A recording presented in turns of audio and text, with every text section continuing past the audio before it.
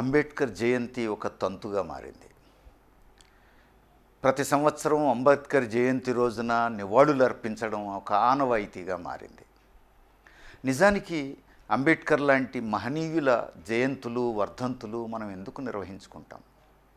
అంబేద్కర్ జీవితకాలంలో ఆయన తపించింది దేనికోసం, ఆయన పోరాడింది దేనికోసం, ఇవి మనం పరిశీలించాల్సినటువంటి అవసరం ఉంది. ఈరోజు అంబేద్కర్ కొంతమందికి స్ఫూర్తి చిహ్నం, మరికొంతమందికి శత్రువు. ఎవరికి స్ఫూర్తి చిహ్నం, ఎవరికి శత్రువు మనం పరిశీలించాలి. కొంతమంది భావిస్తున్నది ఏమిటి? దళితులకు స్ఫూర్తి చిహ్నం అని, అగ్రవర్ణాలకు శత్రువు అని చెప్తున్నారు. ఇది కాదు అంబేద్కర్ కోరుకున్నది.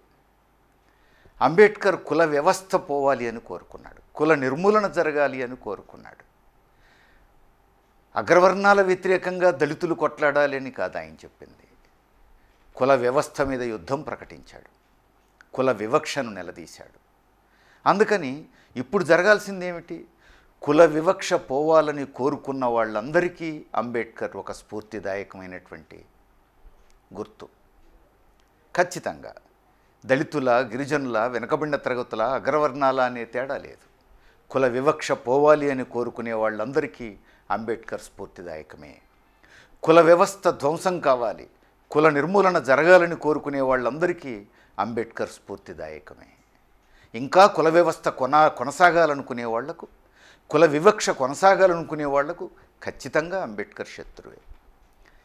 ఈ అంశం స్పష్టత లేకపోతే మనం అంబేద్కర్కు నివాళులు అర్పించడంలో అర్థం లేదు, అంబేద్కర్ జయంతి రోజు ఉపన్యాసాలు గుప్పించడంలో అర్థం లేదు. అందుకే అంబేద్కర్ అంటే కేవలం దళితులకు నాయకుడు కాదు, అంబేద్కర్ కేవలం రాజ్యాంగ నిర్మాత మాత్రమే కాదు. అంబేద్కర్ కుల వివక్షకు వ్యతిరేకంగా తన జీవితాంతం పోరాడినటువంటి అవిశ్రాంత యోధుడు. ఈ అంశం మనం గుర్తుపెట్టుకోవాల్సినటువంటి అవసరం ఉంది. అందుకని మనమంతా కుల నిర్మూలన జరగాలని కోరుకోవాలి, మనుషులంతా సమానమని కోరుకోవాలి, కుల వివక్షను ద్వేషించాలి, వ్యతిరేకించాలి. దానికోసం మనం అహరహం కృషి చేయాల్సినటువంటి అవసరం ఉన్నది.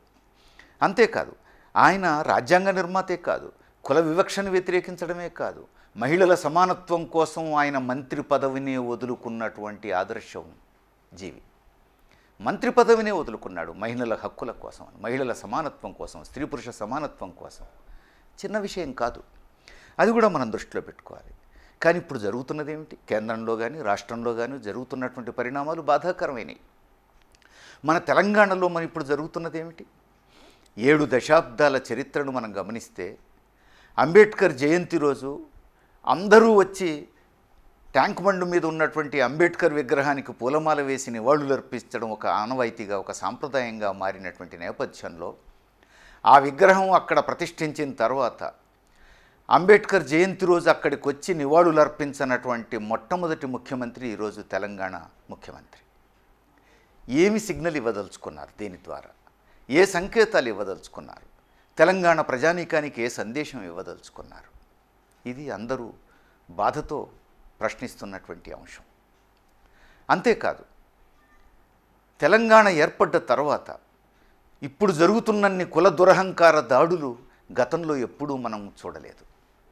ఇంత పెద్ద ఎత్తున కుల దురహంకార దాడులు జరుగుతుంటే, కుల దురహంకార హత్యలు జరుగుతుంటే ముఖ్యమంత్రి మాట్లాడరు, మంత్రులు మాట్లాడరు, పార్టీ టీఆర్ఎస్ మాట్లాడదు, ప్రభుత్వం మాట్లాడదు.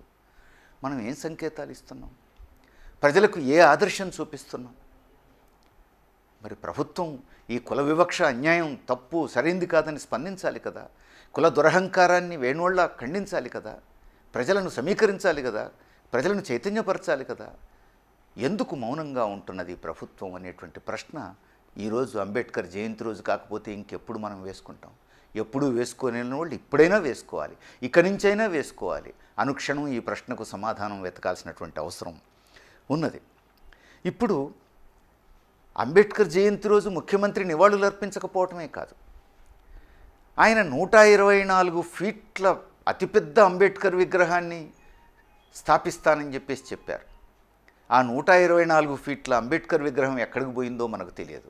నిజానికి అంబేద్కర్ తనకు విగ్రహాలు ఏర్పాటు చేయాలని, తనను పూజించాలని ఏ రోజు కోరుకోలేదు. అలాంటి వాటికి ఆయన వ్యతిరేకం. ఆ 124 ఫీట్ల అంబేద్కర్ విగ్రహం పెట్టాలని కూడా మనం కోరుకోవాల్సిన అవసరం లేదు. కానీ ఒకవైపు దేశమంతా అంబేద్కర్ జయంతి జరుపుకునేటువంటి రోజు ఈ రోజైతే సరిగ్గా 48 గంటల ముందు పంజాగుట్ట హైదరాబాద్ నడిబొడ్డున అంబేద్కర్ విగ్రహాన్ని ధ్వంసం చేసి చెత్త కుప్పలో పడేశారే, ముక్కలు ముక్కలు చేసి. అధికారులు చేసిన పనిది, మున్సిపల్ అధికారులు చేసినటువంటి పనిది. ఇది తగునా? ఇది చేయాల్సిన పనేనా? తద్వారా ఏ సంకేతాలు మీరు ఇస్తున్నారు రాష్ట్ర ప్రజానీకానికి? ఇంతకంటే అన్యాయం ఇంకేమన్నా ఉందా? అనుమతి లేకుండా విగ్రహ ప్రతిష్టాపన చేశారు అంటే చేస్తున్నప్పుడు ఏం చేశావు? చేసిన తర్వాతనైనా ఆ సంఘాల వాళ్ళని పిలిచి లేదా పార్టీల వాళ్ళని పిలిచి సంయమనంతో వాళ్ళని చర్చించి అనుమతి లేకుండా పెట్టకూడదని చెప్పి మీరు సమస్యను పరిష్కారం చేయొచ్చు. విగ్రహాన్ని ధ్వంసం చేసి చెత్త కుప్పలో పడేస్తారా? కనీసం తీసుకుపోయి మున్సిపల్ కాంపౌండ్లో దాన్ని పెట్టి ఆ తర్వాత వాళ్ళకి అప్పచెప్పే ఇంగితమైనా ఉండక్కర్లేదా? అంటే ఎలాంటి విద్వేషాన్ని మీరు ప్రోత్సహిస్తున్నారు అనేటువంటిది ఈరోజు ఆలోచించాల్సినటువంటి అవసరం ఉన్నది. అంతేకాదు, తెలంగాణలో ఎప్పుడు లేని విధంగా కుల సంఘాలను ప్రత్యేకంగా ప్రభుత్వమే ప్రోత్సహించి సంఘటితం చేసేటువంటి ప్రక్రియను ప్రారంభించారు. కుల నిర్మూలన వైపు ఆలోచించాల్సిన సమయంలో, కుల వివక్షకు వ్యతిరేకంగా ప్రయాణం చేయాల్సిన సమయంలో 21వ శతాబ్దంలో ఉన్నామని చెప్పుకుంటున్నాం సగర్వంగా. మనం ఇంటర్నెట్ యుగంలో ఉన్నామని చెప్పుకుంటున్నాం. మనం ఆధునిక ప్రపంచం వైపు పరుగులు తీయాల్సినటువంటి సమయంలో కుల ధోరణుల వైపు ప్రభుత్వమే ప్రోత్సహించేటువంటి పద్ధతి ఇది ఏ మేరకు ప్రజాస్వామ్యబద్ధం అనేటువంటిది ఈరోజు ఆలోచించాల్సినటువంటి అవసరం ఉంది.